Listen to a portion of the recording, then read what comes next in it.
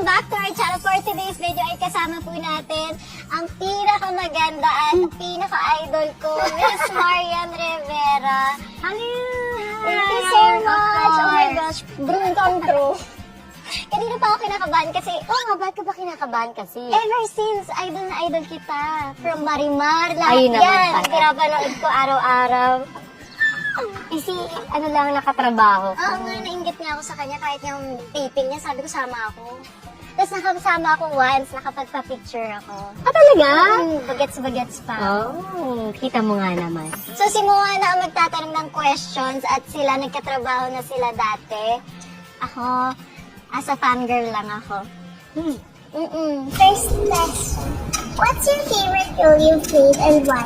Alam mo, palagi akong tinatanong kung ano yung paborito kong nagampanan. Ang palagi kong sagot dyan, parang halos lahat gusto ko talaga. Pero si Marimar kasi nagbigay sa akin ng break sa maraming pintong nagbukas. So, Marimar ako dyan. Oh my gosh, araw-araw ako nagpupuyat siya. Oo, tapos iyak, lahat ng mga emotions. Ako naman batang Quiapo, kasi parang na-experience ko yung action. Kasi more on drama. Drama. Eh, hindi ko Maganda ako... rin ang action. Okay din ang action. Yes, Darna. Darna! Parang di ka naman kumakain. Parang ano po nag-open eh, ka na yung nag-open. Yung kabuo kasi. Parang dapat kumain ka. When and where did you first meet? Kaming dalawa? Ayun nga! Sa GMA. Saan? Sa dressing room. Hallway. Sabi ko talaga kay Mona, sige na girl, picture mo ako Pero dyan. parang may nakita ako na sabi mo, sinupladahan ka. Sino yun? Bulong mo nga sa akin kung sino siya. Papulong pa lang ako, pero sinabi niya. Ganon. Ano yan? Para maging strong daw yung personality mo. Okay lang yan to experience na mga ganon. Diba? Di siya kumakain, guys, Ito na ha? po, nakakabuhin ako. Eto na! Di siya kumakain. What are some of the hardest struggles you faced and how did you overcome it? Siguro, bilang artista kasi napaka-transparent ng buhay natin. Alam niya yan. So, may mga bagay na mga binabato sa'yo minsan na hindi mo alam how to handle. Papatol ka ba? Hindi ka ba papatol? I-explain mo ba yung sarili mo o wag na? Pero alam mo, habang nagtatagal, na-realize ko na, ito palang dapat ginagawa. Kasi napaka-transparent kong tao eh. Parang what you see is what you get. Pag galit ako, galit ako. Pag masaya ako, masaya ako. So, pag sa showbiz pala, hindi pwedeng ganon. Hindi pwedeng transparent ka. Kasi alam nila kung paano kanila, alam mo yun, sasaktan. Pero ako in case ko kasi parang matapang na yung personality ko, kaya pinipili ko talaga yung gagawin kong laban. Pero dati hindi. Lahat pinapatulan ko. Kasi totoo ka eh. Lahat talaga pinapatulan ko, pero sabi ko after ko magkaanak, shucks, ang laki ng binago sa akin ng motherhood. Gagawin ko pa ba? Parang sayang naman yung effort ko para patulan pa kita. E di sa anak ko na lang i-effort ko, di ba? Yun lang naman. Palagi ko sinasabi yan sa mga nakakatrabaho ko. Minsan nagpapa-advise sila sa akin na, ginagawa mo parang di ka pumapatol sa ganito, ganyan. Sabi ko lang talaga, tapos pinatulan mo sinong talo. Pero minsan talaga, alam mo yan, gusto mo talagang pumatol. Di ba? Talaga, gaganon ka talaga eh. So ikaw, ano naman yung sa'yo? Ako kasi pag may nakakaaway ako, talagang Inaaway mo din? hindi ko pinapatulan, pero ayaw ko makita. Pero nakapag-away ka na ba ng literal? Hindi ako ma-verbal na tao, nasisigawan ko. So nakikipagsuntukan ka gano'n? Paano? Paano ka makipag-away? Physical ba lang? Hindi po, sasabihin ko sa kanya, hindi kita gusto, hindi ko gusto yung ugali mo. Oh. Tapos, So, kasi transparent ka din. di ba Kuya Pao, sa mga tapings, hindi ko kaya mag-plastic. So ganun ka? Ganon, oo. So, ano pinaka-biggest struggle mo na? Biggest struggle, siguro sa family na, ewan ko, siguro, ano ba yung struggle ko? Shit, nabablanko ako. Uy! Struggle, siguro yun sa family na, gusto ko kasi sila lagi napapasaya. Isa-isa silang mabigyan ng dream house nila. So, yun Talaga? yung- Ang bait mo naman. Mm-mm. Kaya magiging blessed ka palalo. Yung dream house ko din. Oh my gosh, kapatid pala kita. Alam mo ba, pihikan ako. Bihirang-bihira lang ako tumatanggap ng nag-i-interview sa akin na ginagawa dito sa bahay. Isa ka doon sa nag-yes ako. Thank you so diba? much. If you could rewind to any point in time, when would it be and why? Rewind. Kung may mairi-rewind siguro ako na parte ng buhay ko, gusto ko yung maliliit pa yung mga anak ko. Kasi ngayon ang lalaki na nila eh. Parang, alam mo yun, parang ang bilis pala, totoo pala na ang bilis lumaki ng mga bata.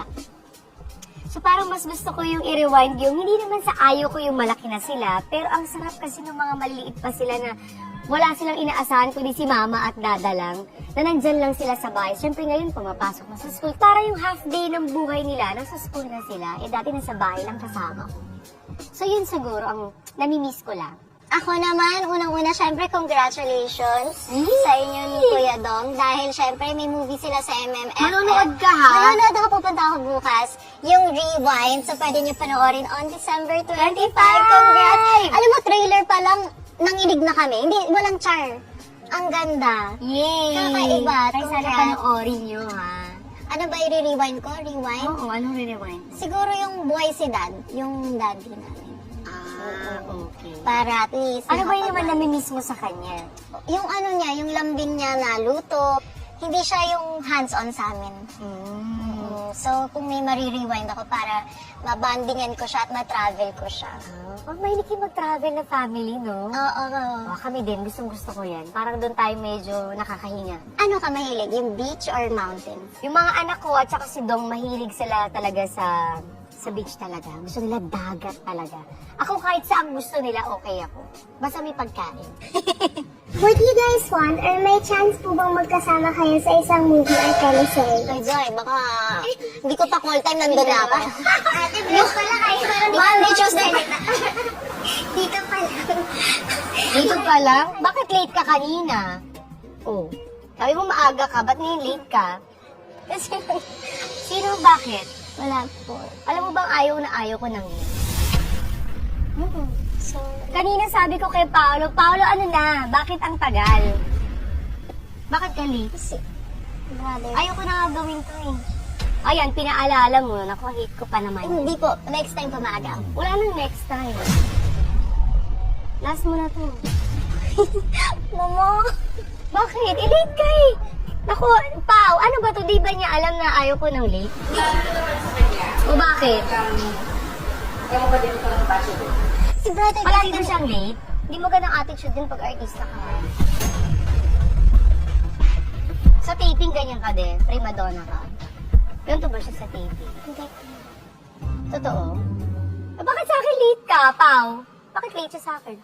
Sorry. So, namimili siya kay Batang Quiapo, di siya late, dito late siya.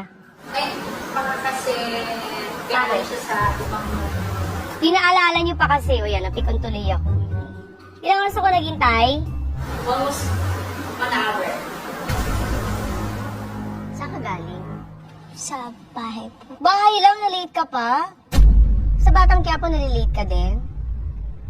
Talaga? O ba't dito late ka? Si kuya kasi nag-ano kanina, Ano? nag-CCR. Sorry, promise, hindi na mo. Hindi na nga, di ka na din maulit dito. Kasi ayaw ko nalilate eh. Tapos late kayo. Kasi nadama yung kuya mo. Totoo ba? Bakit hindi ka nag-ano na maaga? Alam niyo ba yung call time niyo dito? Opo, ready na po So kami. siya ang hinintay niyo. Hindi, nakita mo ako, girl. Di ba, 3 pa lang, okay na. Hindi, so late ka nga. So attitude siya lang. Dito lang. Eh, ba't dito attitude ka sa akin? Ba't ka na late? Pinaghintay mo. Alam mo, walang nagpapahintay sa akin dito. Tapos ikaw late ka. Sorry.